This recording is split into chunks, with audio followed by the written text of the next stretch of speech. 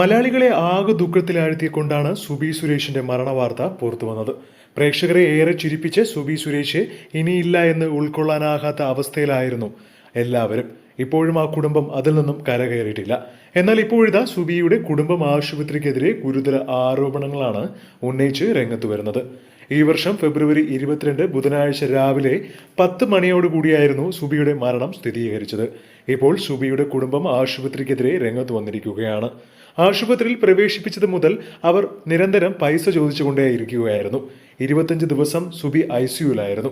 അതേസമയം സുബിയെ വേറെ ഏതെങ്കിലും ആശുപത്രിയിൽ പ്രവേശിപ്പിച്ചിരുന്നുവെങ്കിൽ രക്ഷപ്പെടുമായിരുന്നു എന്നാണ് ഇപ്പോൾ കുടുംബം പറയുന്നത്.